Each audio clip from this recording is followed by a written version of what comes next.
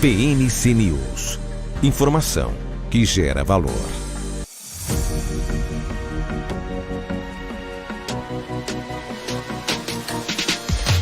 PNC News. Informação que gera valor.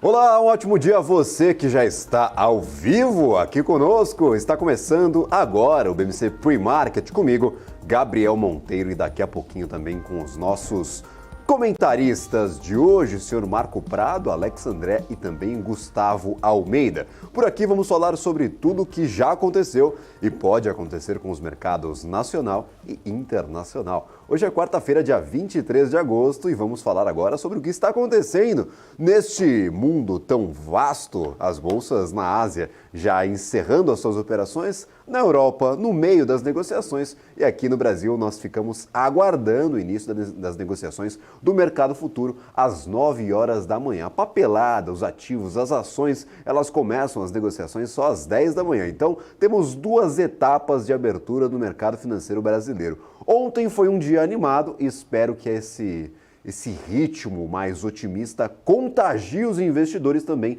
nesta quarta-feira. Eu falei que seria uma semana pouco movimentada, no entanto eu fui redondamente equivocado. Nós tivemos Brasília movimentando bastante as negociações no dia de ontem, desde o comecinho da tarde. Alguns indicativos, alguns entes do governo falando que o arcabouço fiscal sim seria votado na noite de ontem. Olha só, foi aprovado ontem à noite. Nós tivemos finalmente a aprovação do arcabouço fiscal na Câmara dos Deputados. A proposta teve de voltar à Câmara após mudanças feitas pelo Senado há mais de 2 meses. Tinha uma promessa de votação antes do recesso parlamentar. O Congresso passou a reforma tributária na frente, deu prioridade total à mudança tributária aqui no Brasil, essa primeira fase da reforma tributária que agora foi encaminhada ao Senado. E aí ficou aquela conversa, vamos deixar para depois do recesso parlamentar. No entanto, depois do recesso parlamentar pode ser no dia 1 de agosto e pode ser no dia 31 de dezembro, a gente nunca sabe quando vai acontecer essa volta das negociações. Aconteceu neste finalzinho de agosto, afinal o governo tinha pouco tempo para aprovar essa proposta, já que no dia 31 teria de encaminhar ao Congresso a proposta de orçamento de 2024 e caso não tenhamos essa aprovação do arcabouço fiscal, o que valeria seria o teto de gastos, que era a regra fiscal vigente até o ano passado. Os deputados optaram, nesta votação de ontem, por manter algumas mudanças feitas no Senado, como a retirada do Fundo de Manutenção e Desenvolvimento da Educação Básica, o Fundeb, e também o Fundo Constitucional do Distrito Federal da regra fiscal, ou seja, para estes dois fundos não vale o arcabouço fiscal. No entanto, os deputados também optaram por retirar do texto alguns pontos defendidos pelo governo que permitiam o envio da proposta para o orçamento de 2024 com o valor das despesas considerando a projeção de inflação até o final deste ano, o que abriria um espaço de até 40 bilhões de reais para o Executivo.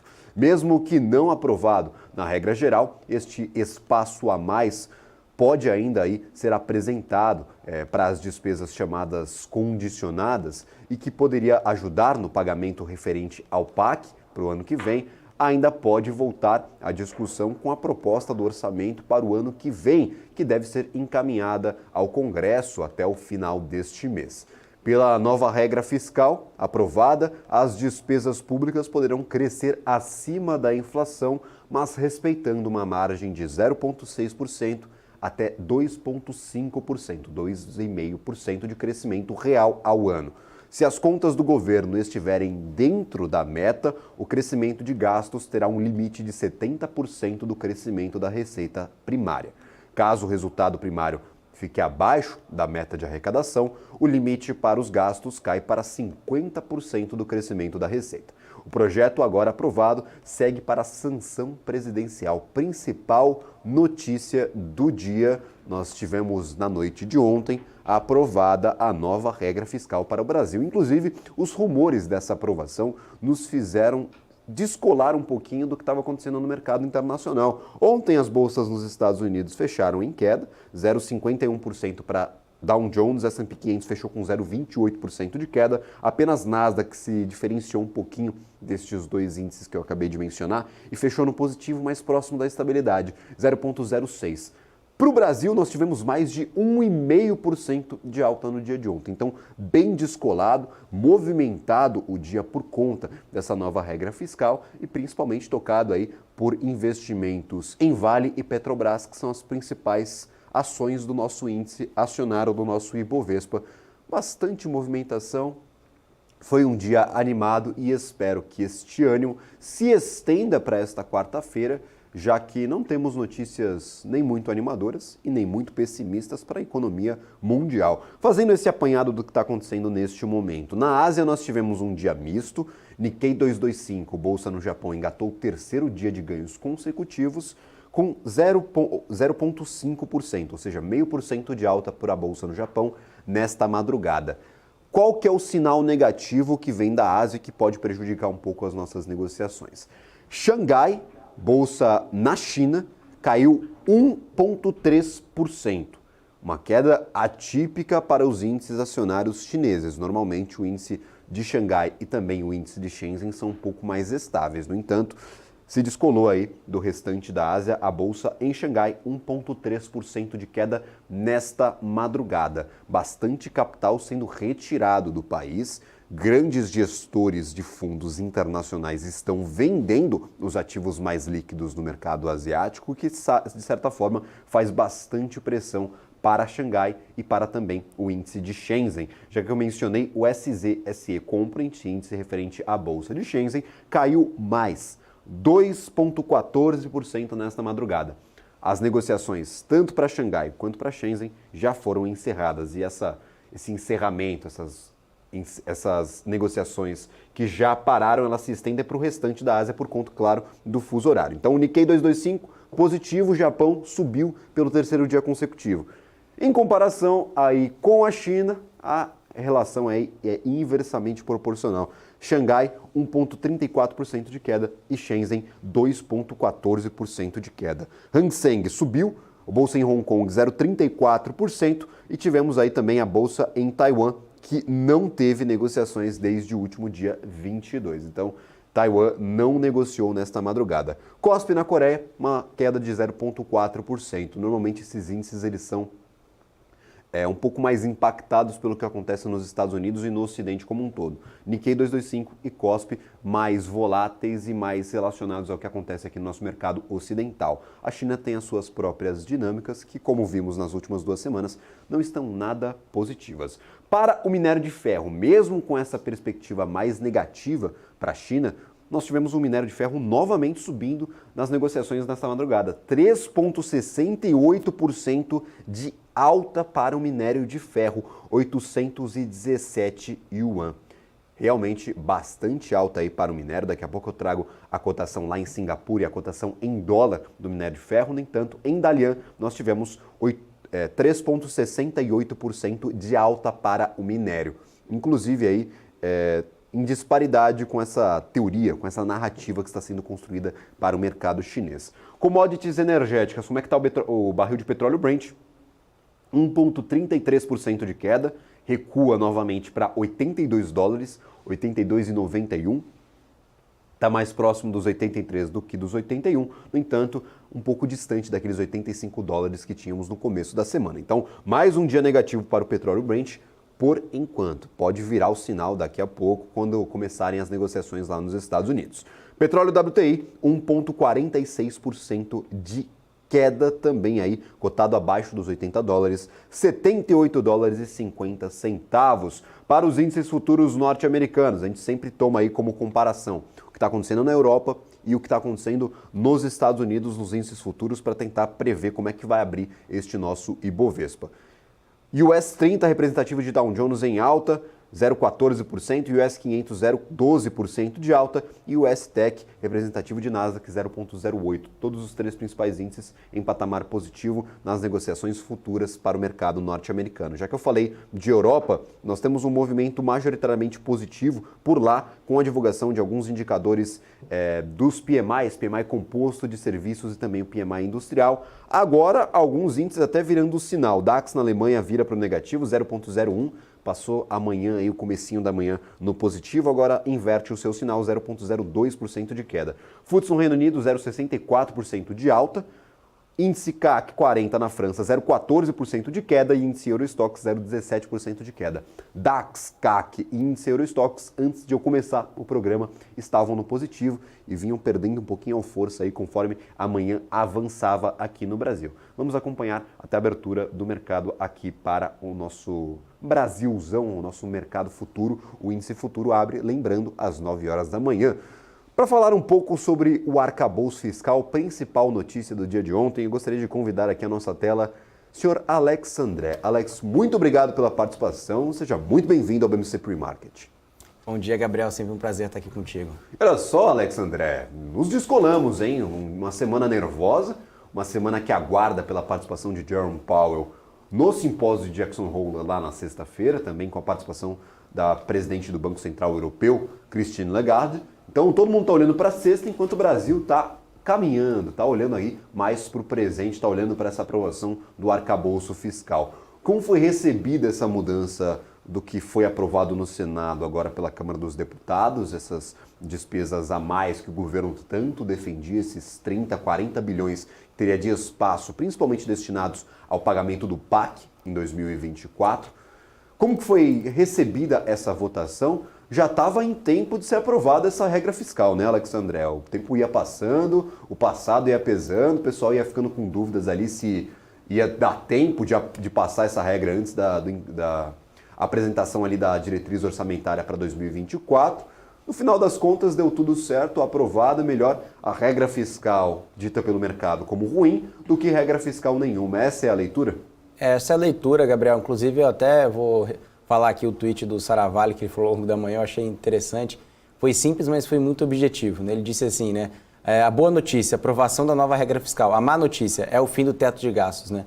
Então, porque o teto de gastos realmente tinha a questão de responsabilidade fiscal, era mais austero, e a gente sabe que o arcabouço fiscal abre o espaço, sim, tem um controle da atividade pública. Eu acho que isso traz, como você comentou muito bem, a previsibilidade, né? O mercado agora sabe para onde realmente a dívida pública pode ir, qual é o limite, se o governo arrecadar mais, pode gastar mais.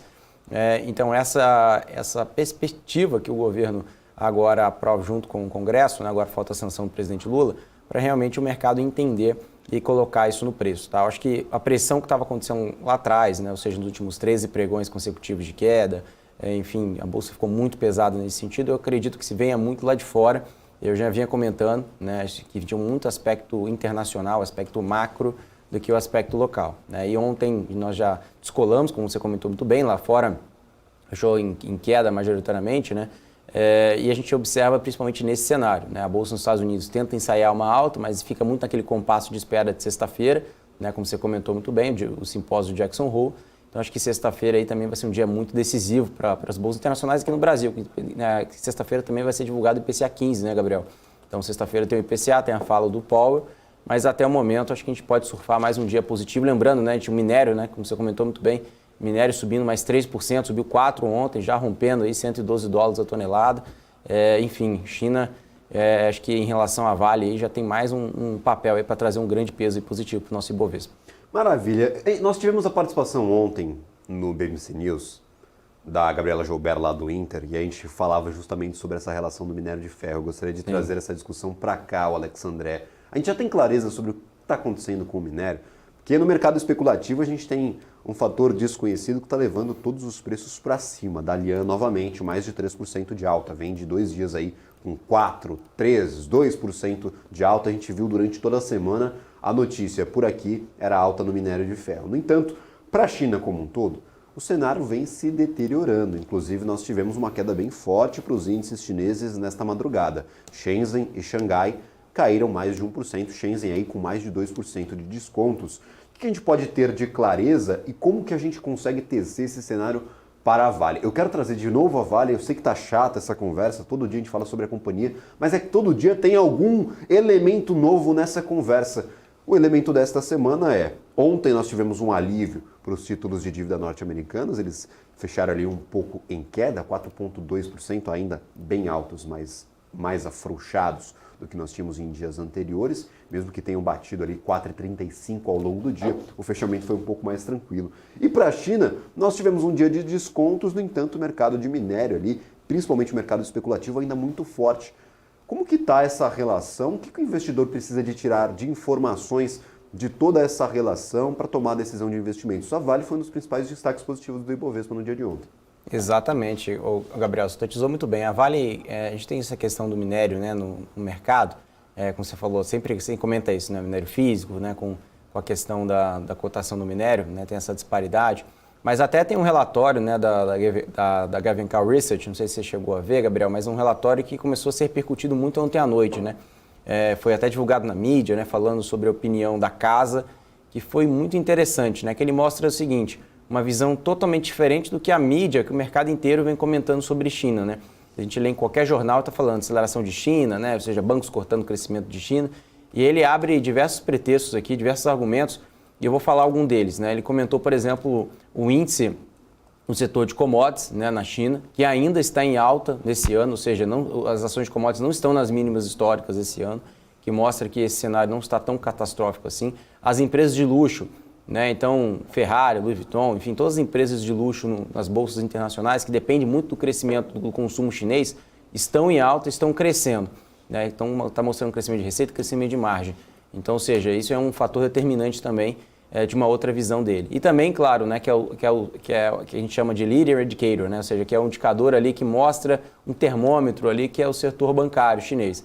O setor bancário chinês, ele está mostrando em alta, né? Ou seja, ele está acima da média de 200, né? Então, de acordo com a opinião dele, então ele até colocou aqui em relatório, né, dizendo aí que o setor bancário segue em alta nos últimos 10 anos, na última década, e ainda mostra resiliência. Então, o setor bancário, o setor de commodities, né, o índice CRB, que é o índice de commodities, que mostra aí toda essa disparidade, ou seja, o que vem sendo comentado. Claro que vários dados foram ruins, mas é que ele acredita, que ele coloca em relatório, que é muito provocativo, né? Será que a mídia, eu digo internacional, ou seja, e os dados até, né, estejam exagerando, ou seja, o mercado, até os analistas estão exagerando nas perspectivas de queda da China? Será que realmente a China é tudo isso que está sendo comentado? Ou seja, toda essa queda, toda essa perspectiva negativa? É isso que ele coloca em relatório e fala, olha, olhando pela visão de consumo, pelas empresas de luxo, está indo muito bem. Os bancos, né, pelo desempenho dos bancos, não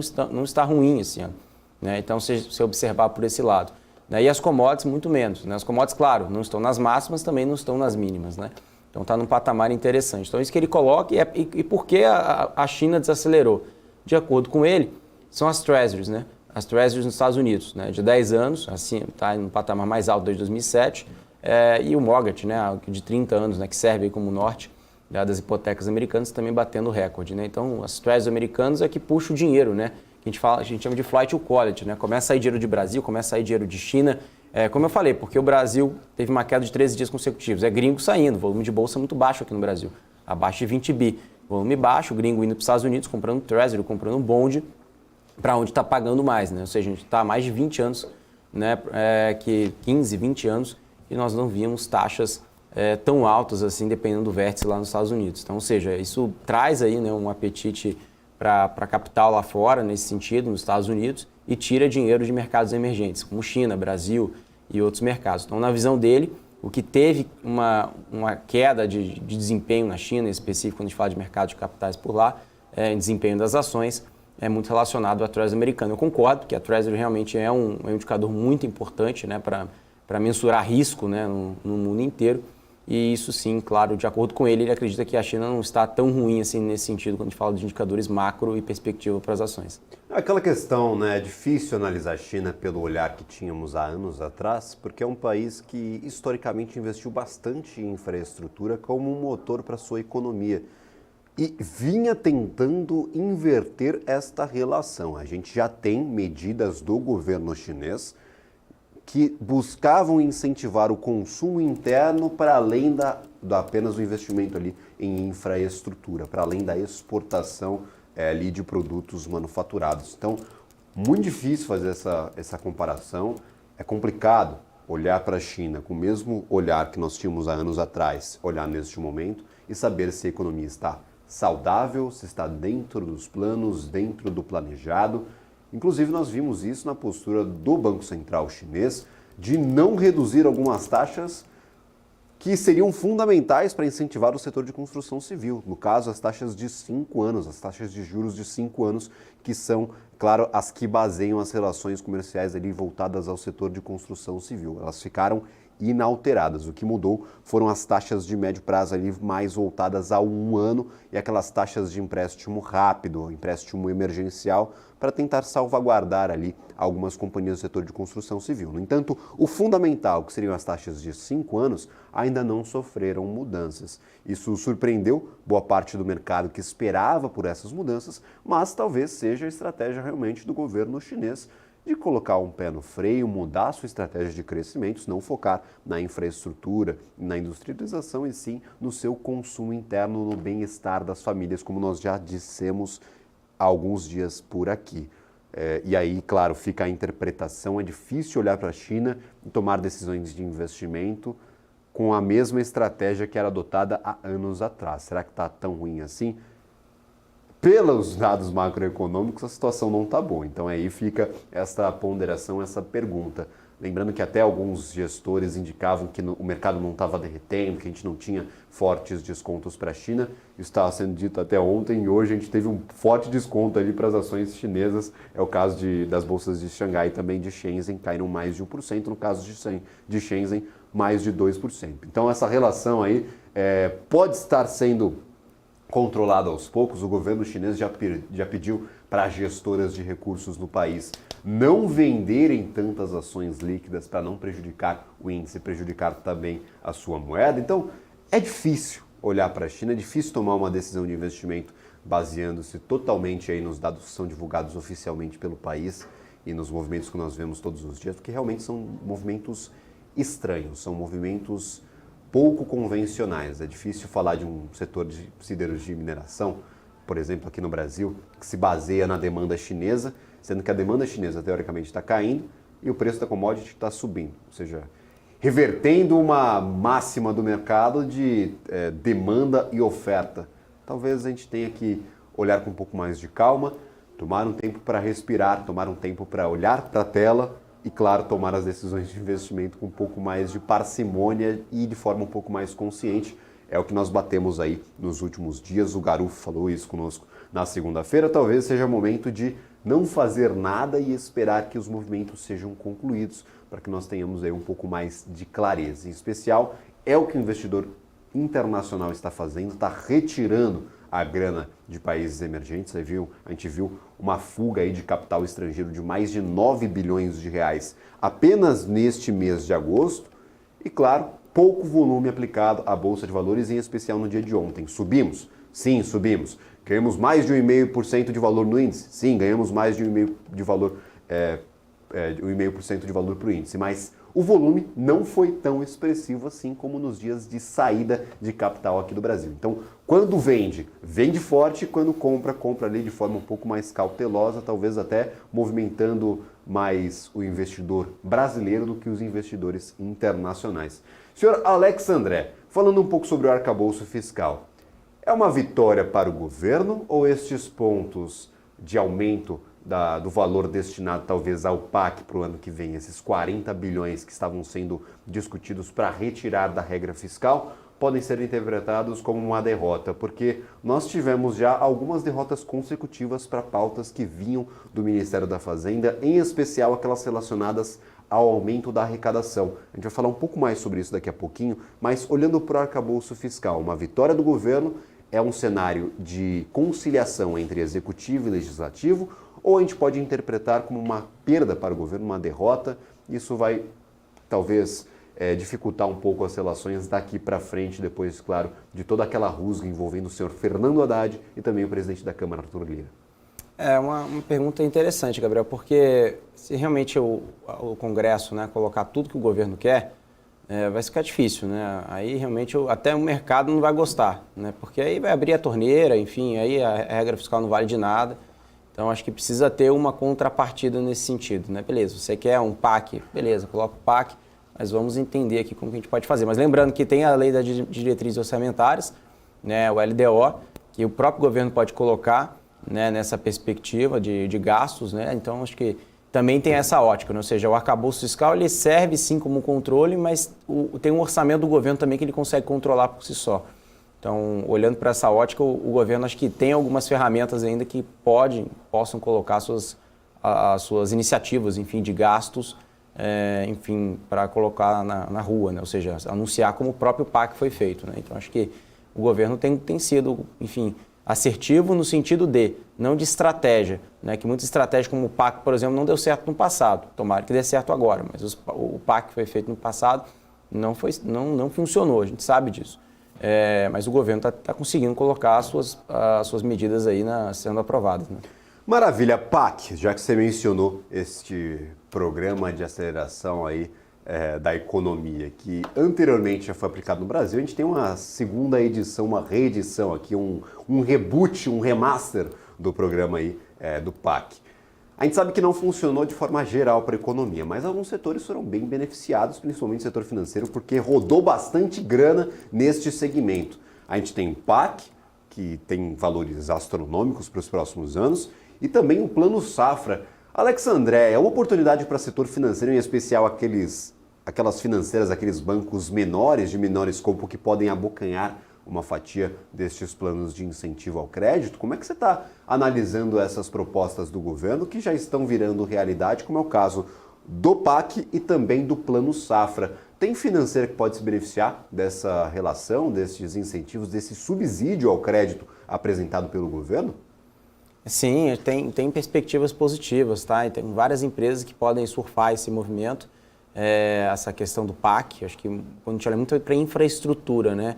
Então, mas são vários setores, tem tecnologia, né? São vários setores que podem ser beneficiados diretamente, tá? Mas eu destaco algum deles, acho que tem a questão de telecomunicações, né? Que telecomunicações, não só as empresas, né? Vivo, TIM, enfim, diretamente, né? Com a questão das redes, as ISPs também, né? De forma indireta, ou seja, se o governo está colocando, né, investimento em telecom, né, justamente para trazer aumento da rede, enfim, 5G, etc., para melhorar a infraestrutura do país, melhora para as ISPs, para as companhias e também uma companhia, acho que isso pode ser indireto, não ser o tamanho de perspectiva disso, mas a companhia que faz os equipamentos aqui no Brasil, que é a Padtech, né, que é o equipamento da WDM, que ela faz o equipamento para passar, né, a rede 5G, enfim, a rede de fibra, no cabo de fibra, né, para as empresas. Então, a Padtech é uma das empresas, tem as ISPs, tem as empresas de telecom. Empresas de infraestrutura, eu destacaria três, na verdade, mas, enfim, eu estou falando aqui um impacto imaterial, a gente não sabe o tamanho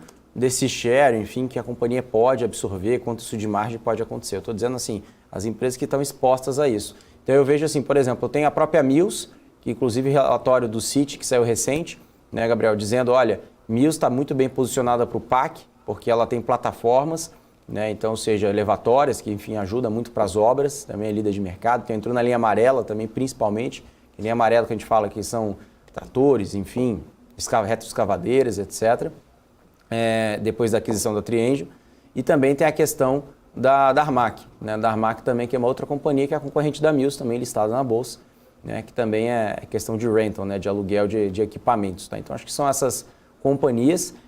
Uma outra companhia também, né, que o mercado vem enxergando, né, enfim, que tem se valorizado aí mais de 100% aí ao longo das últimas semanas, também a própria Azevedo, que é uma empresa de infraestrutura, 100 anos de história, 30 anos listada, tem muitas obras no Brasil inteiro de infraestrutura, então isso também pode ser beneficiado, mas lembrando, a gente não sabe os impactos, quanto disso as empresas, se vão pegar realmente um impacto, algum contrato, enfim, a gente não sabe, a gente está falando aqui de um impacto indireto, que as empresas estão expostas a esse setor, né, o setor de infraestrutura, que esse PAC pode sim trazer mais investimentos, enfim, tomara que seja assertivo esse programa do governo agora que está sendo colocado em pauta. Maravilha, a gente mencionou aí alguns setores que podem, para pensar fora do óbvio, né? Podem ser óbvios para quem já está integrado no mercado financeiro, já conhece as companhias. Entanto, quando a gente olha um pouquinho mais para trás ali, para a gente que está entrando no mercado agora, ou que nos acompanha aqui todos os dias, não tem essas dinâmicas já óbvias na cabeça, às vezes, para um programa de infraestrutura, você não precisa investir necessariamente na empreiteira, mas sim naqueles que fornecem a infraestrutura necessária para as empresas de infraestrutura começarem as suas obras, como é o caso, claro, dessas companhias que nós mencionamos, de equipamentos, de tecnologia e também de técnicas para construções de alta complexidade, como é o caso de Mills, Armac e outros ativos que estão na Bolsa de Valores. Inclusive, algumas dessas companhias já participaram do nosso BMC Business. É um programa que conversa diretamente com as empresas para entender o modelo de negócios, entender as oportunidades, como que é feita ali toda a operação da empresa e como que isso tudo dá dinheiro. Então, quer saber um pouco mais sobre? Canal do YouTube da BMC News, BMC Business, procura o nome da empresa, procura o segmento, o setor, que você vai ter bastante conteúdo por lá. A gente vai para um rápido intervalo, na volta a gente fala um pouco mais sobre a agenda de Brasília, o que pode acontecer ainda hoje lá no Congresso e também no Senado, e claro, fala sobre o mercado internacional, que parece que está virando humor neste finalzinho de primeiro bloco. Daqui a pouco a gente volta com mais BMC Pre-Market. BMC News. Informação que gera valor. O que acontece no mercado financeiro no Brasil e no mundo está na BMC News. São 24 horas de programação para ajudar o investidor na melhor tomada de decisão. Independência e jornalismo sério. Não estamos plugados em nenhuma instituição financeira. Isso nos dá liberdade de levar a informação sem nenhum viés, sem conflitos de interesse. Ser a ponte entre as notícias, empresas, especialistas e os investidores. Tudo de uma forma dinâmica e com uma pitada de bom humor. Informação que gera valor, você sempre vai encontrar na BMC News.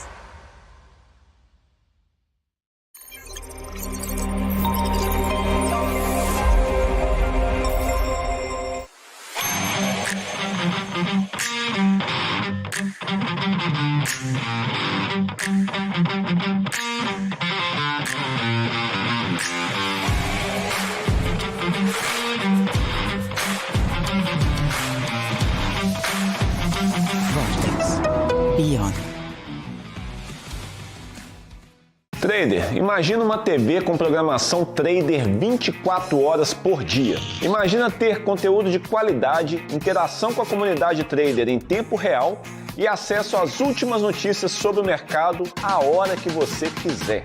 De madrugada, final de semana, é só ligar, assistir e interagir. Pois é, pela primeira vez na história do mercado financeiro, está no ar a TV exclusiva para traders, a Trader TV. Programação 24 horas por dia, sorteios de notebooks, cadeiras ergonomicamente projetadas para os traders, camisetas, canecas, além de muito conteúdo de qualidade para melhorar o teu operacional.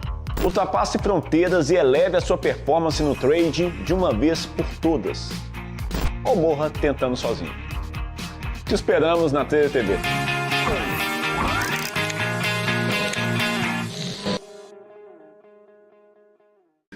BMC News. Informação que gera valor.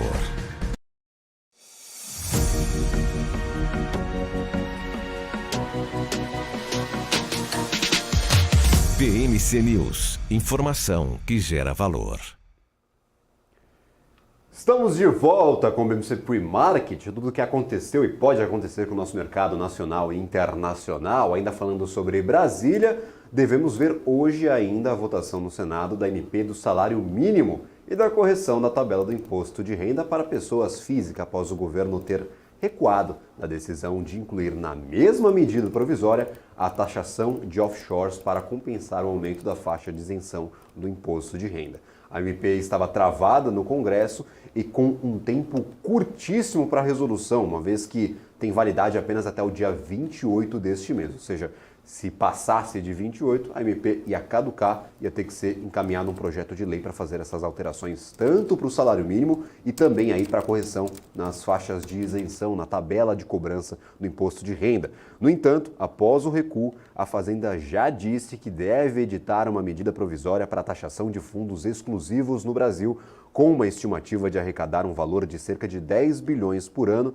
e de 3 bilhões ainda neste ano. O que aconteceu com essa medida provisória? Nós tínhamos o governo que no começo ali da sua vigência, no começo das suas operações, editou a mudança do salário mínimo e também dessa faixa de isenção do imposto de renda. Depois ele editou essa MP para incluir a taxação de offshores. O Congresso imediatamente não gostou dessa ideia e estava aguardando a MP caducar, ou seja, seria mais uma derrota para o governo. A gente já mudou o salário mínimo, já mudou a taxação ali, as faixas de isenção do imposto de renda, seria um recuo para essas duas teses, para essas duas mudanças. Então o governo recuou, desistiu de colocar na mesma MP, porque afinal, quem seria contra o salário mínimo? Então coloca um monte de coisa ali, um monte de jabuti na MP do salário mínimo, porque quem votar contra vai estar votando contra o salário mínimo e não essas outras questões. Mas o Congresso não comprou essa ideia, não ia votar, ia deixar caducar, então o governo recuou, não vai mais colocar na mesma MP a taxação de offshores, mas sim isso deve voltar mais para frente como um projeto de lei e devemos ter uma nova medida provisória para a taxação de fundos exclusivos. Então, é o governo buscando por novas fontes de receita que talvez não impactem diretamente a população em geral, mas sim alguns setores aqui da população brasileira, como é o caso dos fundos exclusivos, é o caso das apostas esportivas, que aí sim teve vigor, o governo conseguiu passar essa proposta de taxação de apostas esportivas. Então, a Fazenda está fazendo esses cálculos, está batendo ali na ponta do lápis o que vai ser no final do ano. Há muita dúvida sobre se o governo será capaz de cumprir em 2024 aquele equilíbrio das contas públicas e um déficit zerado, ou seja, vão breakivar o Brasil, será?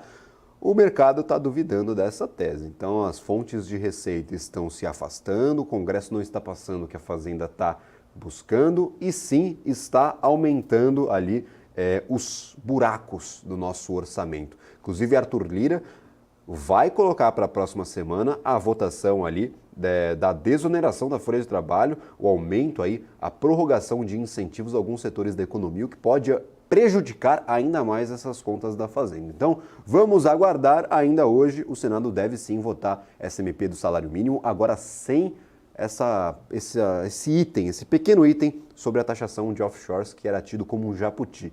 Eu vi gente no mercado falando que nem jabuti era, viu, Alex André? Era uma tartaruga ninja na MP dos salários mínimos. Então, é realmente muito difícil isso ser aprovado lá no Congresso. No caso, não foi aprovado e nós temos esse recuo da Fazenda com a MP dos salários mínimos e do aumento, claro, da faixa de isenção do imposto de renda. Vamos agora conversar com Eduardo Boechat. Eduardo, parece que Brasília ajudou. Ontem nós tivemos aí um avanço na Bolsa Brasileira, 1,5% descolado do exterior. Será que esse otimismo continua para o dia de hoje? Agora aprovado o arcabouço fiscal, com aí a perspectiva de aprovação também dos salários mínimos? Ou é fogo de palha? A gente teve um fulgor ontem e a partir de agora a gente deve seguir aí os mercados internacionais. Quais as expectativas para esta quarta-feira, senhor Eduardo Boechat, por favor? Difícil de ler, né? Bom dia, pessoal. Bom dia, Alex. Bom dia, Gabriel. Bom dia, galera que está assistindo. O dia de ontem foi um pouco do espelho do que aconteceu na véspera, né? Segunda-feira caiu, aqui caiu, lá fora ficou zerado, subindo. Ontem foi o contrário, acho que meio que compensou. Eu ainda acho ruim ainda, não quero comprar nada. Graficamente, eu acho que bateu um preço importante ontem, também é importante falar isso, também bateu um preço importante no gráfico. É uma primeira meta que eu estava olhando no gráfico ali. Acho difícil, eu não tenho posição nesse momento, não estou comprado em nada direcional no Brasil.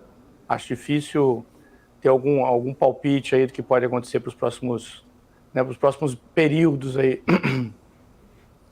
Maravilha, lembrando que no exterior nós temos agenda, a gente teve divulgação de PMI na Europa, vai ter dos Estados Unidos, vai ter Brasil, então bastante agenda aí da S&P Global divulgando esses índices de gerentes de compras.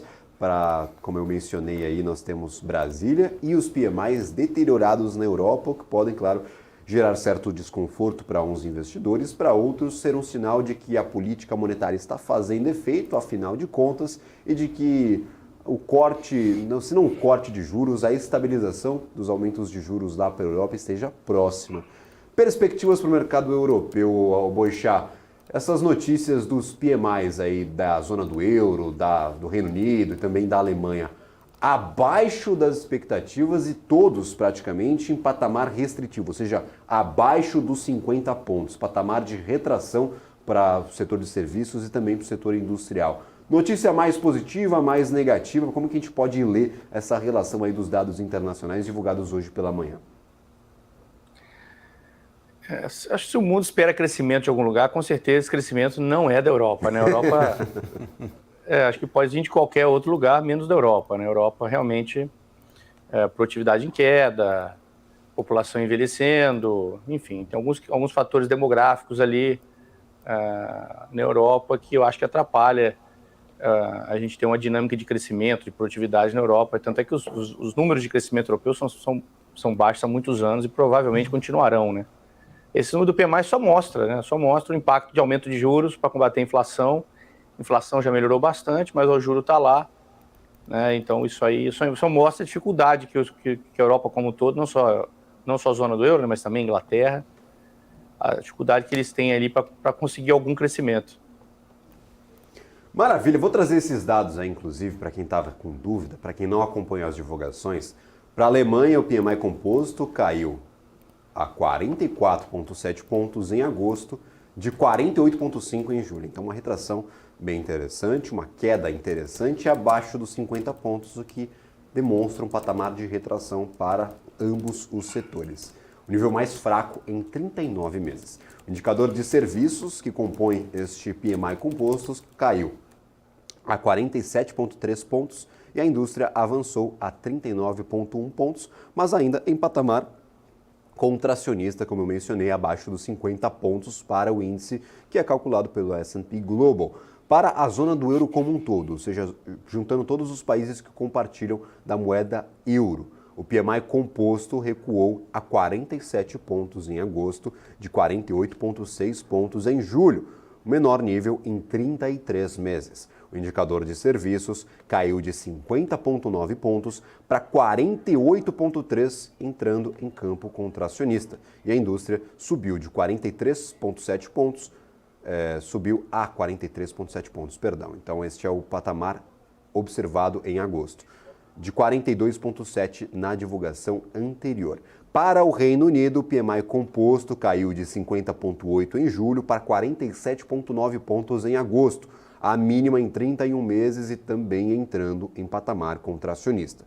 Serviços caiu para 48,7 pontos, de 51,5% em 51,5 pontos em julho. E a indústria teve uma queda de 45,3 pontos para 42,5 pontos. Então, todos os indicadores, eu não vi nenhum em um patamar de expansão, todos em patamar de contração para a Europa, como brincou o Boixá, mas é verdade. Se o mundo espera crescimento, esse crescimento não deve vir da Europa. Situação bem complicada por lá. O Banco Central Europeu está tendo dificuldade para trazer a inflação para a meta, em especial a inflação dos núcleos, os números dos núcleos da inflação, tanto para a zona do euro, em especial para os núcleos ali focados nos países, na Alemanha e também em outros países ali que compõem a União Europeia, e muita dificuldade para saber se a política monetária está fazendo efeito ou não. Esses dados podem ser analisados de duas formas bem distintas. Dados contracionistas, o que indicam que a política monetária está sim fazendo efeito, que nós podemos ver, claro, esse ciclo de aumento de juros próximo do fim nas próximas reuniões. Ou pode ser interpretado da seguinte forma: a Europa não está crescendo, a gente pode ter um problema de crescimento aí para os próximos meses e anos para a Europa como um todo. Aí eu coloco também o Reino Unido nessa jogada, que o Reino Unido, apesar de estar tendo um bom desempenho na negociação dos ativos na Bolsa de Valores, no índice FTSE, a economia não dá sinais positivos. Então, Europa aí nos dá assunto para muito tempo de discussão e é bastante coisa que a gente vai ter para discutir aí nos próximos dias. Só para a gente atualizar essa relação, neste momento nós temos índice DAX a 0,1% de queda, índice FTSE no Reino Unido 0,63% de alta, CAC 40 na França 0,16% de queda e o índice Eurostoxx 0,19% de queda. Pela manhã, ali próximo das 6, 7 horas da manhã, todos esses 4 índices, esses índices que são os mais relevantes do mercado europeu, estavam em patamar de alta. A gente foi perdendo força, DAX, CAC e índice Eurostoxx viraram para um negativo. Vamos ver, vamos acompanhar essas negociações até 12h30, 1h, quando encerram aí as operações por lá. Vamos ver se esses índices viram novamente para o positivo ou se eles vão manter esses patamares próximos da estabilidade, só que com um sinal negativo. Futuros nos Estados Unidos, como está o mercado mundial, olhando para os índices futuros norte-americanos que servem como um norte aqui para o nosso mercado brasileiro, como a gente sempre reforça todos os dias. US 30, 0,12, 0,12 também para o US 500, representativo de S&P 500, e o representativo de tecnologia lá nos Estados Unidos, índice futuro subindo 0,07.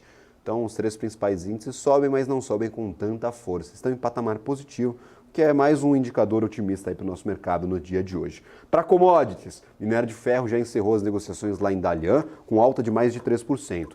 Petróleo Brent negociando no mercado futuro, 1,43% de queda, 82 dólares e 84 centavos de dólar neste momento. Continuando para o cenário corporativo, agora trazendo para o Brasil. O ex-presidente da Americanas, Sérgio Rial, que passou poucos dias no cargo, afirmou ontem à CPI que não viu nenhum indício de que os acionistas de referência da companhia, o trio Jorge Paulo Lemann, Alberto Sucupira e também Marcel Telles, tenham participado de possível fraude que levou a um rombo de 20 bilhões de reais na companhia. Rial esclareceu que este processo de contratação, da sua contratação, para presidir a empresa e a descoberta das irregularidades contábeis e a sua saída 9 dias depois, afirmou que em nenhum momento deste processo houve indícios de que os acionistas de referência soubessem da fraude e das irregularidades. Rial ainda disse que levou os diretores que o informaram sobre essas irregularidades no balanço financeiro para conversarem com o presidente do Conselho de Administração e também com um dos acionistas de referência para relatar a informação e que não houve qualquer insinuação de que os diretores e de que o acionista soubessem deste caso. Rial disse à CPI que renunciou porque, abre aspas, não foi o projeto que eu comprei um desafio e não uma empresa insolvente, fecha aspas. Alex André, é mais ruído? É mais burburinho? Essa CPI está levando a algum lugar? Está nos trazendo alguma resposta? Ou o investidor deve tirar aí parte do que está sendo dito por lá e não deve levar aí para a sua estratégia de investimentos? Porque afinal, a Americanas não saiu do lugar no dia de ontem, a gente teve pouca oscilação para o ativo, ele durante o dia teve bastante volatilidade, mas é comum para um ativo que está fora de todos os índices e que está aí principalmente sendo operado no campo da especulação. Como que você está recebendo essas informações que vêm da CPI? O investidor deve levar em consideração ou não? Ou é mais caso, claro, de congresso, caso de discussão política do que algo importante aí para o investimento no final do dia? O mercado, que não sei se o Boechat concorda comigo, mas o mercado quer ver para crer. E isso não vai acontecer agora, nem no próximo trimestre, nem no próximo ano. Americanas é um caso perdido de curto prazo. Eu digo operacionalmente, nem estou dizendo em relação a crime, que isso sim tem que ser apurado, tem que ser investigado, isso é uma questão à parte, o mercado pode fazer preço? Acredito que sim, mas até resolver virar essa página, né, resolver toda a parte de governança, toda essa CPI que diz uma coisa, diz outra coisa, bota a culpa em outro, né? Ninguém vai assumir a culpa e vai falar eu que estou errado, eu coloco a culpa em mim, não, vou ficar jogando culpa para o outro, né? Enfim, vai ser um jogo, do toma lá da cá. Acho que isso vai traduzir, por isso que a Americanas, como você comentou, o papel não anda justamente por isso, mas eu tenho muito essa provocação, né? Por que comprar Americanas? Essa é a pergunta que eu faço para o investidor, né? Por que você vai comprar Americanas? Tem tantos outros ativos para comprar, né? Eu digo nesse sentido, né? Comprar, mas por especulação, mas tem outros ativos também que pode até especular de forma melhor, né? Acho que como o próprio Real falou, né? Tudo bem que agora é que ele está comentando, né? Mas uma empresa insolvente, uma empresa que não tem perspectiva, pode ser no futuro, tá? Não sei, daqui 1, 2, 3, 5 anos, uma empresa que pode voltar a melhorar, enfim, traduzir melhora de margem, melhora de governança corporativa? Pode ter recuperação, pode. Mas agora, no curtíssimo prazo, que é uma palavra que a gente chama de custo de oportunidade, né? Eu acho que o custo de oportunidade, a margem de segurança, esses dois conceitos, na minha opinião, não vale a pena em Americanas agora. Não sei se o Boechat concorda.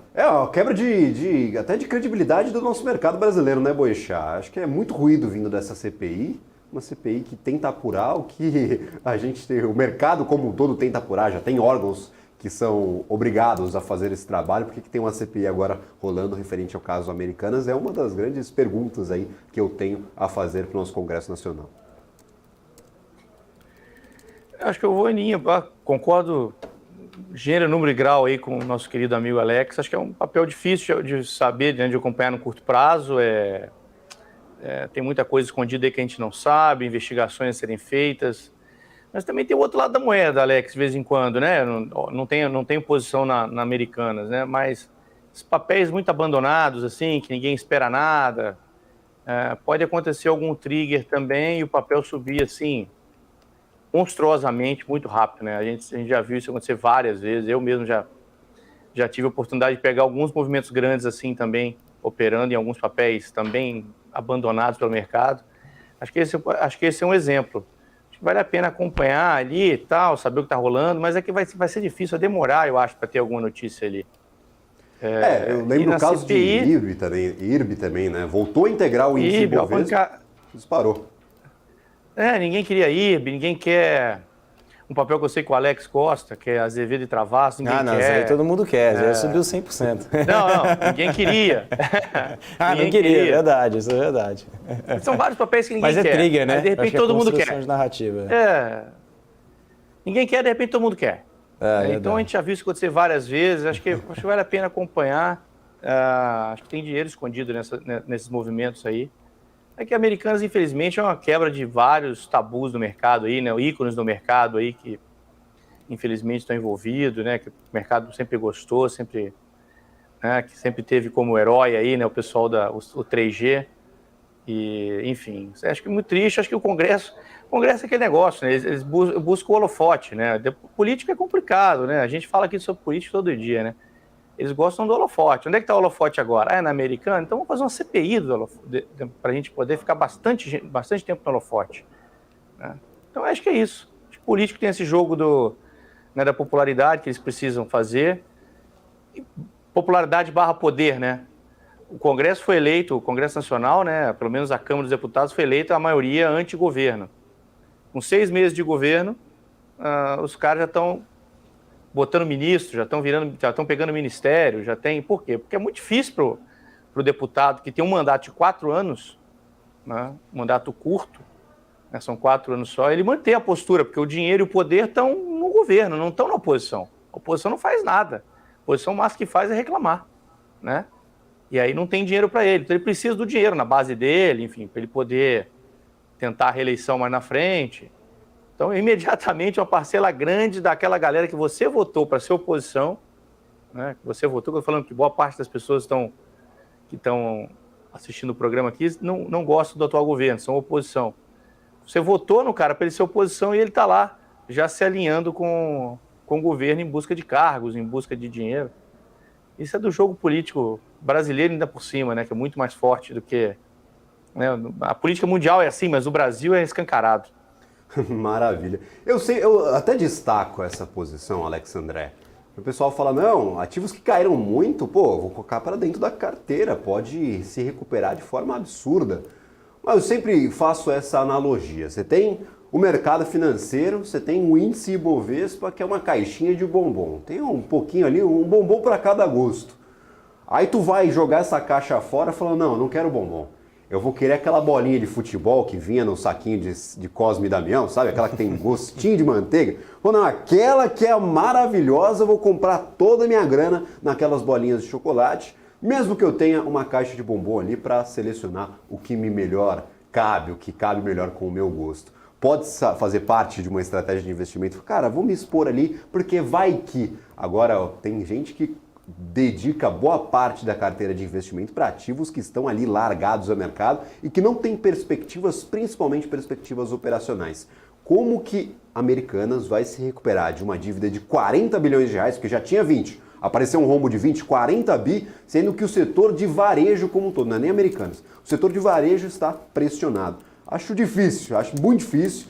Não que eu esteja aqui para, claro, dar a indicação, julgar a estratégia de investimento, mas quem está se expondo pesado a este tipo de ativos, cuidado, porque tudo que está barato pode ficar ainda mais barato. A gente sempre tem essa máxima aí no mercado. Às vezes não é nem uma faca caindo, é uma motosserra vindo a 200 km por hora. Eu faço essa ponderação. Por favor, Eduardo. Eu parto do princípio do seguinte, cara, quem opera, se está ganhando dinheiro desse jeito, continua fazendo. Se o cara opera só esse tipo de ativo... Exatamente, né? E ganha dinheiro, porra, ele é bom, porra, ele está acertando a estratégia dele e continua fazendo. Eu pelo menos não sou o cara que faz isso. Já peguei alguns movimentos e alguns papéis, mas coisa muito, né, muito até, sabe, muito olhando um gráfico e tal. O gráfico da Americanas, daqui a pouquinho ele vai dar alguma tendência ali. Vai ter algum dia que ele vai subir do nada, entendeu? E aí esse dia aí você, liga os sinais aí, porque alguém está sabendo de alguma coisa e vai rolar alguma coisa. Vai subir algum dia do nada com volume. Pode anotar. Pode não ser hoje, pode não ser amanhã, mas em algum momento o gráfico americano vai subir do nada, sem volume, e nesse dia a gente tem que prestar atenção. Se está ganhando dinheiro, continua fazendo. Essa é a minha regra. Essa é a regra do mercado, né? Cara, não segue o Gabriel, não segue o Eduardo, você está ganhando dinheiro, tem a própria estratégia, continua nas suas convicções e vai levando aí o seu dia a dia. Tem espaço para qualquer tipo de estratégia no mercado financeiro, inclusive aquelas aí que são exclusivas dos investidores que estão nos acompanhando. Alex André, outra movimentação referente ao mercado corporativo. Nós tivemos ontem leilão de Zamp. No leilão já chegou a subir aí mais de 25% no início das negociações de ontem. Foi um destaque aqui que eu dei no começo das negociações dos papéis às 10 horas da manhã de ontem. Mas aí o ativo encontrou bastante volatilidade ao longo do dia. Teve JP Morgan, muitas ordens vindas de JP Morgan, comprando bastante aí ativo que estava sendo negociado a mercado. O que a gente pode tirar deste leilão e que pode ficar no radar dos investidores para próximos movimentos aí dessa companhia, que é uma das administradoras aí do Burger King aqui no Brasil. Por favor. Exatamente.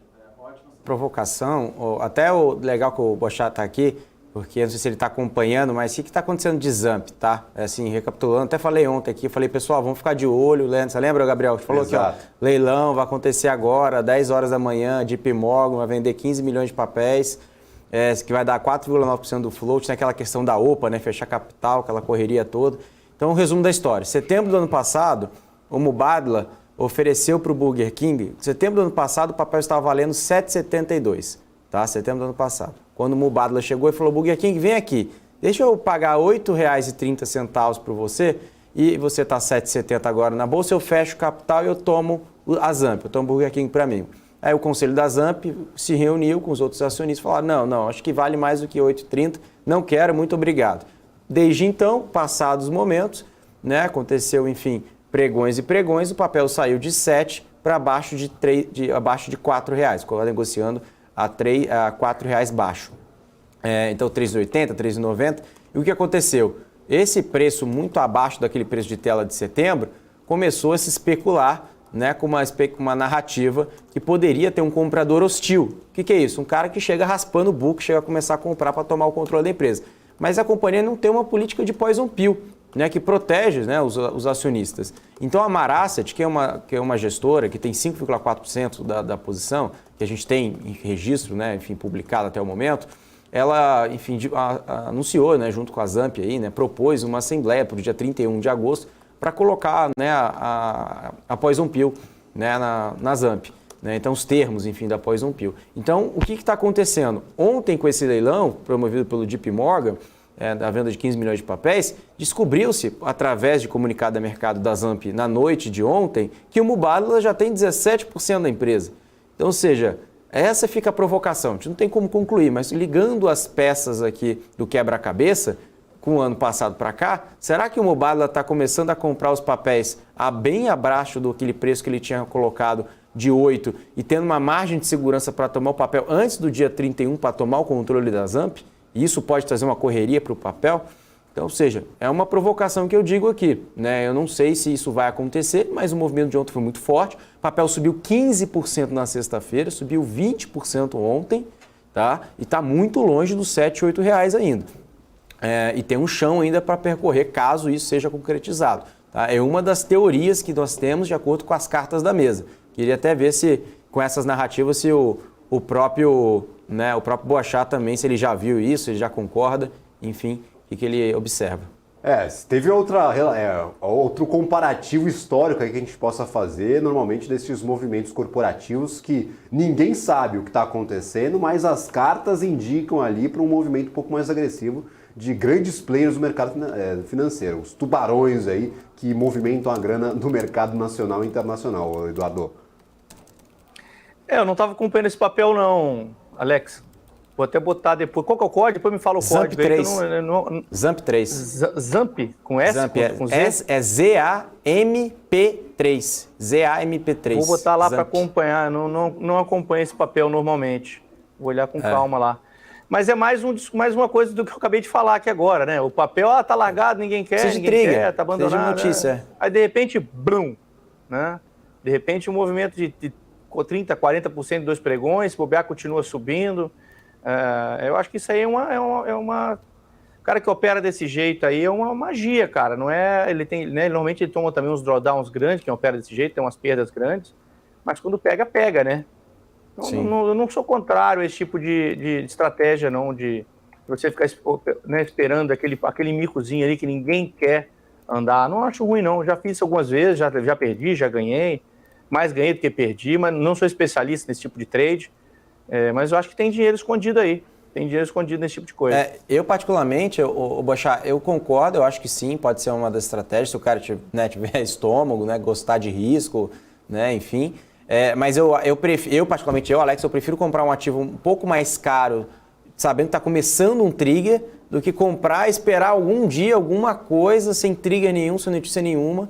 Eu prefiro comprar nesse sentido, assim, já trigando, já aparecendo alguns sinais, alguém já falando alguma coisa, alguma notícia, alguma informação, porque pelo menos já está começando um movimento, né? Do que aquele cuja oportunidade daquele papel que vai ficar largado, talvez fique 1 ano sem se movimentar, ou até mesmo possa cair sem motivo nenhum, enfim. Então essa é a minha opinião. O que o Boechat falou... Mas não existe certo e errado, né? Cara, algum dia pode ser que a Americana suba repentinamente com volume, ou até sem notícia. Alguma coisa, né? Ou até sem notícia. Né? Até sem notícia. Então, às vezes você tem que ficar olhando para o mercado. Que no final do dia, né, Gabriel, como a gente sempre fala, né? Por que subiu hoje? Porque teve mais comprador do que vendedor, né? Exatamente. Maravilha. Eduardo... Sempre alguém está sabendo de alguma coisa, cara. Essa é a minha regra. Tem sempre alguém sabendo de alguma coisa. É isso aí. Mais do que você. Não dá para brigar com a tela, né? Não dá para brigar com alguns movimentos. Não, isso aqui eu vou contestar. Às vezes é uma má jogada. Eduardo, muito obrigado pela participação de hoje aí, contribuindo com essa nossa discussão sobre o mercado brasileiro e internacional, sobre o movimento aí atípico de alguns ativos. Muito obrigado mesmo. Seja sempre muito bem-vindo ao BMC Pre-Market. Valeu, galera. Amanhã estamos aí de novo. Amanhã, 8 horas começa o programa, né? 8h30 normalmente eu entro. Amanhã estamos aí de novo para participar. Maravilha, Eduardo. Muito obrigado. Agradeço imensamente. A gente vai para um rápido intervalo. Na volta tem o senhor Gustavo Almeida aqui nos dando algum norte dessas oscilações que tivemos nos últimos dias. Será que agora vai para o Ibovespa? Será que o dólar vai se enfraquecer? O DXY está subindo. Então a gente tem algumas dúvidas aí referentes ao que pode acontecer com a moeda norte-americana. Vamos dar uma olhada sobre isso depois da volta do nosso intervalo comercial, depois do anúncio dos nossos patrocinadores. BMC News. Informação que gera valor. Entender o modelo de negócios, os resultados e as estratégias das principais companhias do Brasil é essencial para tomar as melhores decisões na hora de investir. E é isso que nós trazemos no BMC Business. Entrevistamos os CEOs e diretores das principais companhias de capital aberto do país. Eu sou Gabriel Monteiro e encontro você no BMC Business todas as terças e quintas, às 22 horas, aqui na BMC News. BMC News. Informação que gera valor. A minha vida foi e é marcada por grandes histórias, sonhos, objetivos, conquistas. conquistas. Me chamam de narrador de emoções. Mas, na verdade, eu narro escolhas. Escolhas que mudaram vidas, inclusive a minha. Por isso, eu escolhi a EQI Investimentos. O parceiro que me orienta na hora de investir e que me dá autonomia para conquistar meus objetivos. EQI Investimentos. Invista em suas escolhas. Ela sempre volta a estampar as manchetes. Mas o que é a inflação? Esse é o BMC Explica e o tema de hoje é a inflação.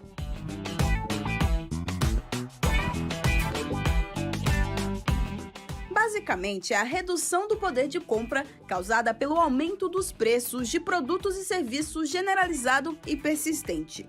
A inflação é um fenômeno causado pela expansão monetária, ou seja, pela impressão de dinheiro acima do que a economia consegue absorver. Alguns economistas também atribuem a causa da inflação a um choque de oferta. A inflação tem como índice oficial no Brasil o IPCA, Índice de Preços ao Consumidor Amplo, e é calculada pelo IBGE, o Instituto Brasileiro de Geografia e Estatística. O índice faz uma estimativa do custo da cesta de produtos e serviços que reflete padrões e hábitos de consumo de famílias com renda de 1 a 40 salários mínimos.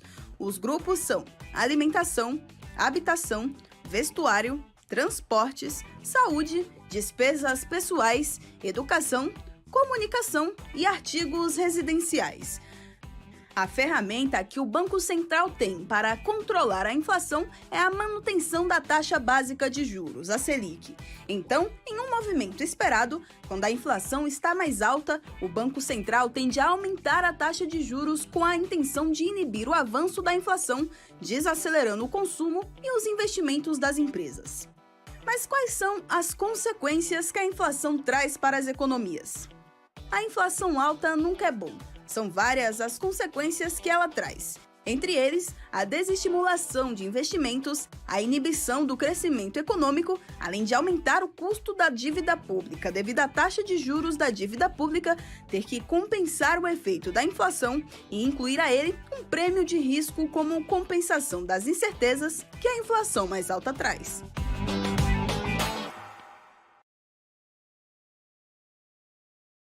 Conheça a Brasil Paralelo, o único streaming que oferece uma experiência completa, que começa antes de cada filme com a sinopse em vídeo e continua depois que os filmes acabam com as análises e podcasts sobre o que acabou de assistir. Somos o grupo de comunicação que produziu Brasil, a Última Cruzada, a série de história que mudou a forma do brasileiro olhar para o seu passado. Junte-se às mais de 600 mil famílias que assinam a BP. Entre no site brasilparalelo.com e faça sua assinatura.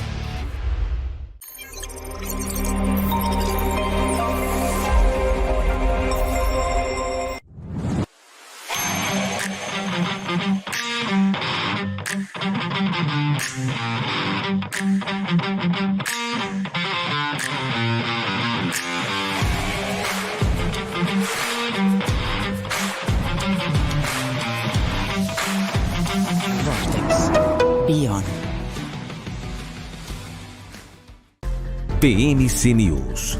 Informação que gera valor.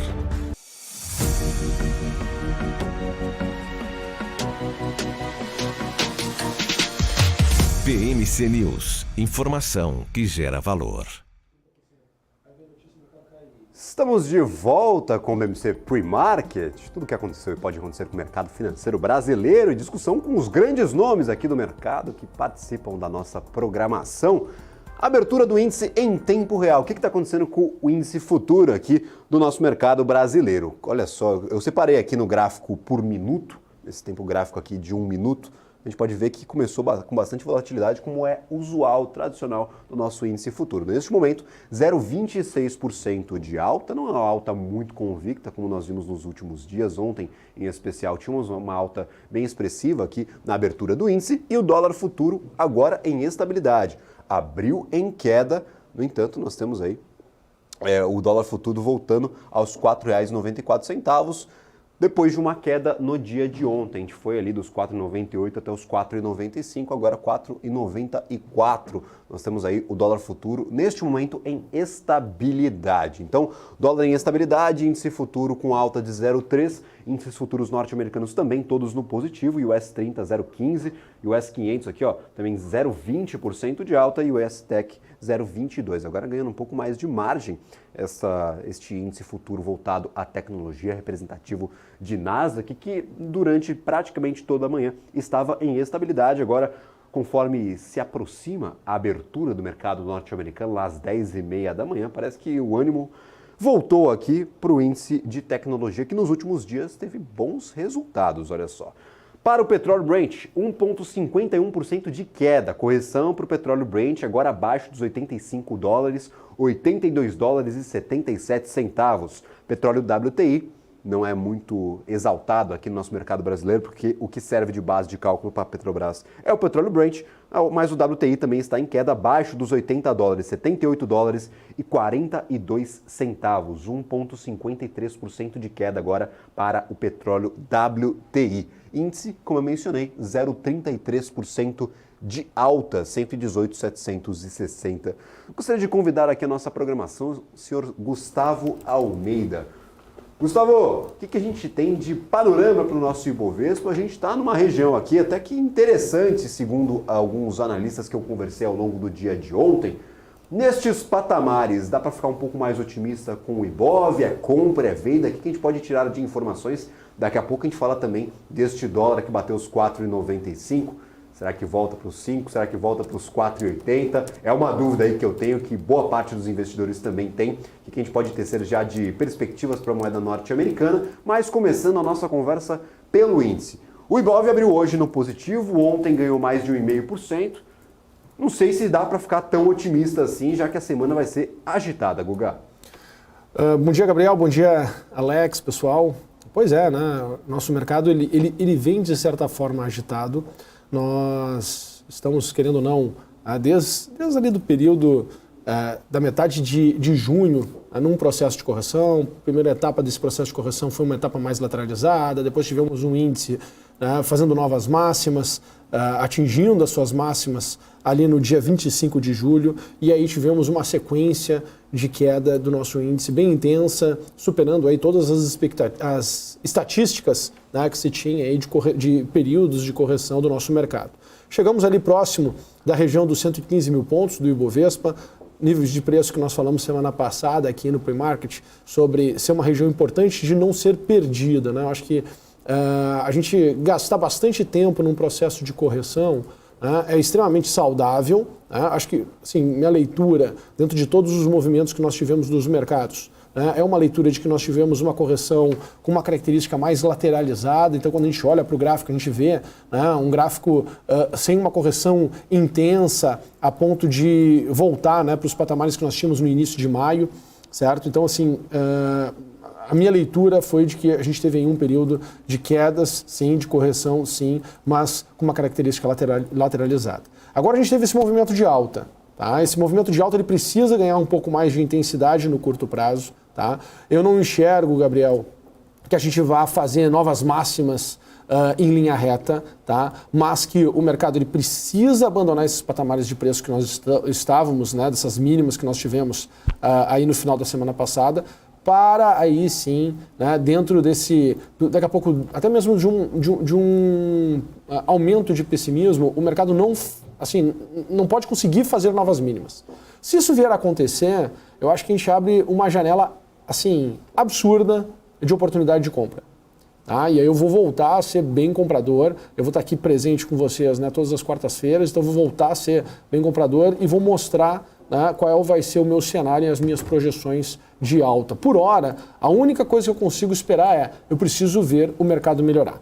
Tá? Se o mercado melhorar daqui, eu começo a ficar otimista e bem otimista. Você trouxe essa característica mais lateralizada para essa correção no começo do mês. Começo a gente diz aí em formas gerais, porque foram 20 dias praticamente de queda aqui para o Ibov, não foram todos de pregão, nós tivemos 13 dias consecutivos de queda, mas eu trouxe o gráfico esticado desde o começo do ano. Vou até trazer um pouquinho mais para a esquerda aqui para pegar só de janeiro até este momento.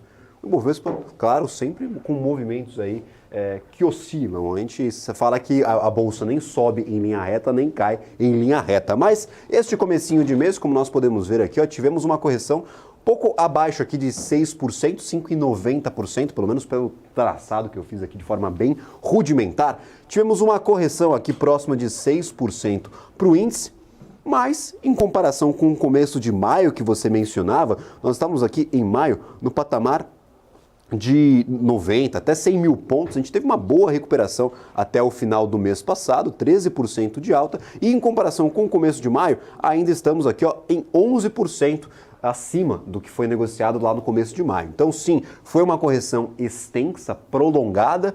No entanto, aqui nós retomamos os 116 mil pontos. Vamos ver se isso aí dá um pouquinho mais de fôlego. E claro, a gente vai ter que acompanhar com calma, trazer sempre aí análise do Gustavo para ter um pouco mais de dimensão de em que momento o Ibovespa volta a ser interessante. Separei outro ativo por aqui. Eu sempre gosto de dar uma olhada no dólar futuro, nos contratos de dólar comercial futuro. Neste momento, R$ 4,93, 0,13% de queda. A gente ficou um bom tempo ali na faixa dos R$ 5,00. Eu estiquei aqui este gráfico por dia, não está por minuto, como é o caso do índice futuro que eu dei há pouco. A gente ficou alguns dias aqui nos R$ 5,00, bem próximo ali dos R$ 5,00. Sempre encostava, voltava, a gente ensaiava oscilar acima deste parâmetro de R$ 5,00, no entanto, sempre encostando e voltando, atingindo uma máxima aí nos últimos dias de R$ 5,01.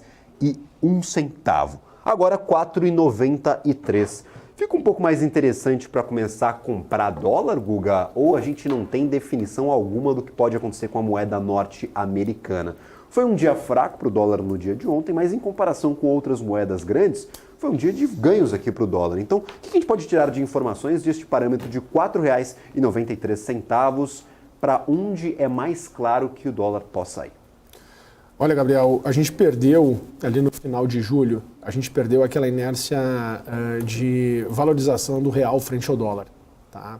Então, ao meu ver, tá, o contexto que nós temos agora é de um dólar mais lateralizado também, certo? E aí ele vai nos mostrar alguns sinais se vai ter condições de voltar a melhorar. Eu acho que isso vai estar muito alinhado também com as questões fiscais aqui dentro do Brasil, como o governo vai lidar com essa questão de fiscal, se a gente vai ter aumento de gasto, não vai ter aumento de gasto. Né? Então acho que a gente fica agora num primeiro momento lateralizado e aí também vai ser interessante porque a gente vai ter um contexto, um cenário onde provavelmente nós vamos ter condições de bolsa ir para cima e dólar também ir para cima. Tá? Eu acho que ambos mercados eles estão assim com um comportamento de momento, de curto prazo, muito semelhantes. Tá? Muito semelhantes, que traz um pouco da indefinição por parte dos investidores. Né? E eu, assim, com a evolução também dos mercados, né, o nosso ecossistema aqui também interno de investidores, ele começa a ser mais sofisticado, ele começa a ter mais independência. Antigamente a gente olhava, né, dólar para cima, bolsa para baixo. Dólar para baixo, bolsa para cima. Porque tinha muita presença do investidor estrangeiro e ele tinha um impacto absurdo, né, nos movimentos direcionais que nós tínhamos no nosso mercado. Agora as coisas assim, elas estão mudando. Né? A gente tem cada vez mais a presença da pessoa física, né, um aumento de conhecimento de base, né, com pessoas com uma característica mais forte de investidor, outras também com característica mais forte de traders que trazem liquidez para o mercado. Então, isso cria uma dinâmica de mercado diferente. A gente está bem nesse momento, né? Esse momento onde nós não vamos ter assim, eu acredito, pelo menos nessa semana, né, ou nas próximas semanas, um movimento direcional muito forte a ponto de superar máximas ou mínimas ali que a gente teve de dólar, né, superar máximas que eu digo ali na relação de R$ 5,00, né, 5,01, ou perder as mínimas lá na região de 4,75. Né, então, eu não vejo um movimento que vá buscar esses limites. Tá? Pelo contrário, acho que a gente tem aí um ajuste de curto prazo e aí sim vai se abrir uma janela de oportunidade. Nós estamos agora em agosto, né? Acredito, sim, se eu fosse tentar fazer um chute assim, de onde a gente tem que estar mais focado, eu diria que para a segunda quinzena de setembro, né, última semana de setembro, eu acho que por ali a gente tende a ver o início de um movimento mais direcional do mercado, que pode trazer, né, um movimento direcional aí, quem sabe, para o último trimestre do ano de 2023. Maravilha. Atenção para todo mundo que gosta daquelas operações de long and short, ou seja, aposta na alta do índice, na queda do dólar, ou também vice-versa, na alta do dólar, na queda do índice. Também para essa relação que pode, como você bem mencionou, se inverter. É uma correlação que não é matemática, ou seja, ela tem momentos e momentos, ela não funciona o tempo todo. É uma operação rentável, como nós já batemos nesta tecla aí nos últimos dias, mas é importante ficar atento a essas inversões, esses movimentos que às vezes podem ser conjuntos, tanto de dólar subindo quanto de índice subindo, ou também de dólar caindo e índice caindo. Guga, o que você normalmente olha, só para trazer isso aí para o investidor que nos acompanha, quando a gente fala de dólar? São pares internacionais, você olha para outras moedas de mercados emergentes, é o dólar em relação às principais moedas do mundo, ali aqueles índices de comparação, aquelas cestas de ativos contra o dólar, é o mercado futuro para operar o mercado à vista. Normalmente, como que você monta a sua rotina para olhar para dólar em específico, principalmente aí para a gente trazer um pouco mais de clareza para o investidor que nos acompanha? Olha, Gabriel, eu sou muito focado no que eu estou negociando, né? Até para tentar eliminar um pouco dos nossos vieses, né? Porque é normal, se eu for olhar para DXY e for ver um movimento do DXY positivo, é normal que eu fique com uma dificuldade maior de procurar venda aqui no dólar, mas não necessariamente isso não vai acontecer.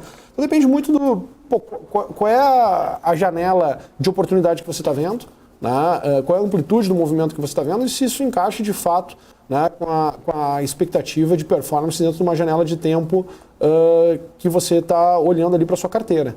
Tá? Então, assim, antes eu olhava mais coisas e tentava achar correlações. Isso, com o passar do tempo, me mostrou que mais me prejudicava do que me ajudava. Né? Claro que ajuda bastante para ter um discurso, uma narrativa, né, muito mais bem formulada. Porém, na hora de tomar decisão mesmo, às vezes, né, as coisas, elas, assim, o que acontece com o mercado, assim, parece ser coerente, né, com que a gente olhava uma janela de tempo antes, né? Se a gente for olhar todo o movimento que nós tivemos, por exemplo, de queda do dólar neste ano, onde a gente viu o dólar, né, sair lá da região de 5,50 e trabalhar abaixo de R$5, ninguém falava lá em janeiro, né, nessa possibilidade. Pelo contrário, né, o pessoal estava muito mais apostando e olhando para um dólar querendo ir para R$6, alguns analistas falando até mesmo de R$8, R$9 o dólar frente ao real, né, e fez um movimento completamente contrário. Então, esse exercício é importante ser feito. Né? Outra coisa, a nossa dinâmica de economia, né, a gente, quando vai olhar para o passado, a gente corria atrás do resto do mundo. Né? Desde a pandemia, ali, em função de tudo que foi feito aqui dentro do Brasil, a gente acabou, né, antecipando alguns movimentos. Nós fomos aí o primeiro a reduzir juros, né, depois de elevar juros, agora estamos sendo os primeiros a reduzir juros. Então, essa dinâmica da economia brasileira frente ao resto do mundo, né, ela está mudando. E isso faz com que também a gente tenha que fazer um exercício, e um esforço e um processo de alocação do capital diferente do que se fazia no passado.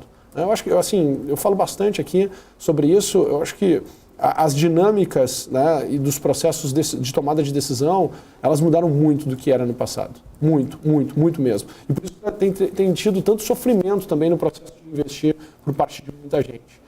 Né? Então a gente precisa se adaptar com esse mundo mais hiperconectado, né? Com a evolução também de algumas economias. Eu acho que o Brasil vem passando por várias metamorfoses, né? E isso vai fazer também, vai gerar também muitas outras possibilidades para os investidores. Aquele negócio, não dá para ficar dando murro na ponta de faca, principalmente relacionando aí essa frase a investimentos. Às vezes a estratégia, na verdade nem às vezes, sempre a estratégia tem que seguir o que está acontecendo com o mercado. Não adianta ficar convicto em algumas decisões, em algumas operações, sendo que elas não funcionam mais. Você só vai tomar na cabeça e só vai perder dinheiro. Guga, muito obrigado pela participação no dia de hoje, um prazer tê-lo sempre por aqui conosco. E claro, seja sempre muito bem-vindo ao BMC Pre-Market. Obrigado, Gabriel. Um abraço, pessoal. Agradeço também ao senhor Alex André. Muito obrigado pela participação no dia de hoje, Alex. Seja sempre muito bem-vindo, trazendo essas reflexões sobre o mundo corporativo, sobre ativos, sobre empresas, sobre ações. Agradeço imensamente. Legal, né? Falamos de muitos papéis hoje. Obrigado, Gabriel. Obrigado, Google, aqui presencialmente com a gente nos nossos estúdios. Obrigado a todo mundo que nos acompanha. Maravilha. Atenção para o investidor que nos acompanha. A gente falou sobre alguns papéis que têm dinâmicas próprias atuando sobre ele. A gente fala sobre o mercado brasileiro, não, o mercado está caindo. O Ibovespa está caindo. Alguns ativos podem estar descolados deste movimento de queda e até ganhando bastante valor, como foi o caso de Zamp no dia de ontem, após este leilão promovido pelo JP Morgan. Ganhou mais de 15% na sexta-feira. Ontem, a abertura do mercado teve um movimento também bem forte, 18%, 20% de alta. É importante ficar atento ao que pode acontecer com estes ativos específicos para você que gosta de operar ações específicas e também esses ativos um pouco menores. Mas também tem dinâmicas que atingem grandes ativos aqui da nossa Bolsa de Valores. Em especial, temos uma notícia que foi divulgada hoje pela manhã. Tá? Convido você que nos acompanha todos os dias a acompanhar também o nosso canal no Telegram e a nossa comunidade do WhatsApp. São diversos canais de distribuição da BMC News. Então não fique só limitado ou ao YouTube ou ao nosso portal de notícias. Consuma o nosso conteúdo que é distribuído em outras plataformas, super importante para ficar antenado, atento e informado sobre o mercado financeiro brasileiro. Trago esta notícia que foi atualizada pela equipe do nosso canal do Telegram, que a Marisa fez uma capitalização complementar de 30 milhões de reais da M Pagamentos. O montante irá complementar outros 90 milhões inicialmente investidos com recursos captados juntos aos acionistas controladores da companhia. Em operação que, segundo a empresa, neste comunicado ao mercado, cumprirá dentro do prazo os termos do plano de capitalização e reestruturação dos serviços financeiros da companhia aprovado pelo Banco Central Brasileiro em 25 de abril de 2023. Então, notícia para a Marisa, em especial a M Pagamentos, dessa nova capitalização de 30 milhões de reais que deve se somar a outros 90 milhões captados em outro momento. Dando um panorama geral aqui, final deste nosso pre-market, o que está acontecendo no mercado nacional? Nós temos índice futuro já negociando a 0,19% de alta, aqui separado pelo gráfico em minutos. Nós temos aí desde o começo aqui das negociações uma abertura forte, uma perda logo em seguida aí nos primeiros minutos de negociação e agora praticamente em estabilidade, 0,17% de alta, ainda com o sinal positivo, seguindo talvez os índices futuros lá do mercado norte-americano. Na Europa nós tivemos uma perda de força, daqui a pouco eu falo um pouco mais sobre isso. Dólar futuro, como é que está a moeda norte-americana em comparação aqui ao nosso real brasileiro? 0,04% de queda em estabilidade aos R$ 4,94.